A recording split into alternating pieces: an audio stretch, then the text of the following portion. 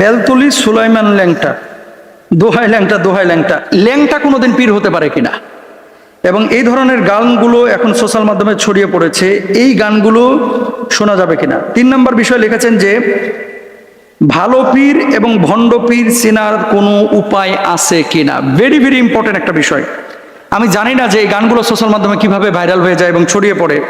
এখন এগুলো নিয়ে তো ডিজেও হচ্ছে এবং পুরো সোশ্যাল মাধ্যমে ছড়িয়ে পড়েছে। ল্যাংটা কখনো পীর হতে পারে না ভাই।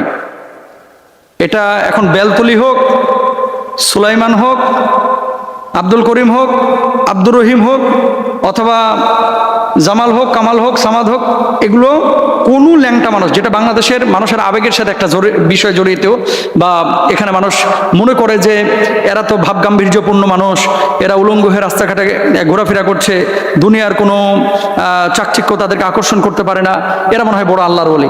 কোনো ল্যাংটা আল্লাহর ওলি হতে পারে না। হ্যাঁ, তবে কিছু কিছু ওলিয়া উলিয়া পাগলের মতো চলাফেরা করে, এটা আছে। এখন আপনি বলেন যে এই যে লজ্জাস্থান ঢাকা, এটা শরীয়তে ফরজ নাকি সুন্নত? আপনি বলবেন ফরজ, আপনি বলবেন ফরজ, আপনারা বলেন না ফরজ, বলেন, বলেন ফরজ।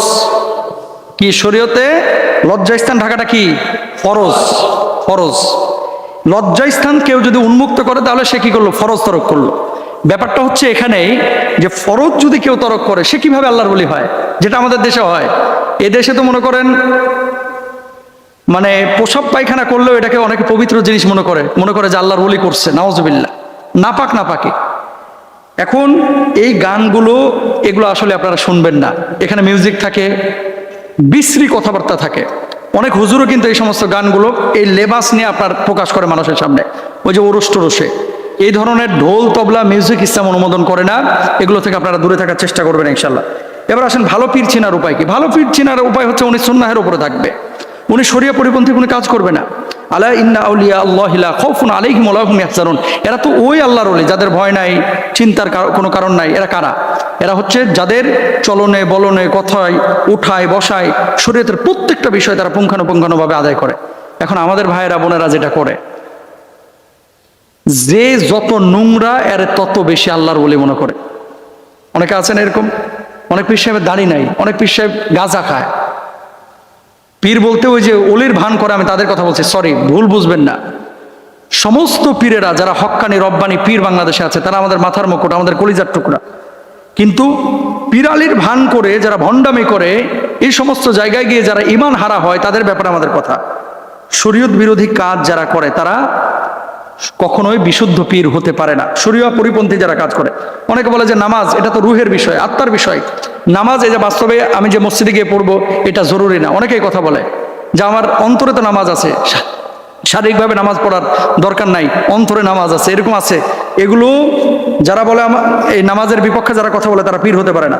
ওমা আতাকুম রাসূলু ফাখুযু ওয়া মা নাহাকুম আনহু ফান্তাহু। নবীজি জানিয়ে এসেছেন এগুলো মানতে হবে, যা থেকে নিষেধ করেছেন এগুলো থেকে বিরত থাকার চেষ্টা করতে হবে। 2 নম্বর ভণ্ড পীর চেনার উপায় হচ্ছে নিজেকে শরীয়তের ঊর্ধ্বে মনে করা। আমি পৌঁছে গেছি, আমার জন্য কোনো নিয়ম নাই, এরকম কিছু কথা আমরা আগে শুনেছি। এরা কখনো ভালো পীর হতে পারে না। গায়েব জানার দাবি করে যদি কোনো পীর, সেও ভণ্ড। কুল্লা ইয়ালামু মান ফিস সামাওয়াতি ওয়াল আরদিল গায়বা ইল্লাল্লাহ। ঠিক আছে, গায়েব একমাত্র জানেন কে? আল্লাহ সুবহানাহু ওয়া তাআলা। কোনো মানুষ গায়েবের খবর জানেন না। এরপর আসেন অবৈধ তাবিজ, অবৈধ ঝাড়ফুঁক, অবৈধ শিরকি কাজ যারা করে, এরাও ভণ্ড পীর। নারী পুরুষ মিশ্রণ, অশ্লীলতা অনুমোদন করে, একসাথে নাচানাচি করতেছে, বাবাও নাচতেছে, মেয়েও নাচতেছে, পীর সাহেবও নাচতেছে, মুরিদ মহিলারাও নাচতেছে, কোনো পর্দা নাই, সম্পূর্ণরূপে এগুলো ভণ্ডামি। এগুলো বন্ধ করতে হবে। দুনিয়াবি লোভ, টাকা, ক্ষমতা, এগুলোর দিকে বেশি ঝোঁক। এরা কখনো হক্কানি পীর হতে পারে না।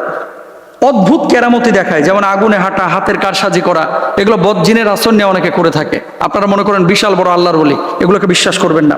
কোরআন হাদিসের জ্ঞান না থাকা এবং বিকৃত ব্যাখ্যা দেওয়া, অন্ধ অনুসরণ করা। কেউ কেউ বলে যে কোরআন 90 পারা, 30 পারা আছে এই দুনিয়ায়, আর বাকি 60 পারা হচ্ছে ওই বাবার কলবের ভিতরে। নাউজুবিল্লাহ বলেন। তো এই জায়গাগুলো আসলে আমাদের খেয়াল করা উচিত। আল্লাহ তাআলা আমাদেরকে বোঝার তৌফিক দান করুন। আল্লাহ আমাদেরকে সহিভাবে চলার তৌফিক আইনায়েত করুন। আমিন।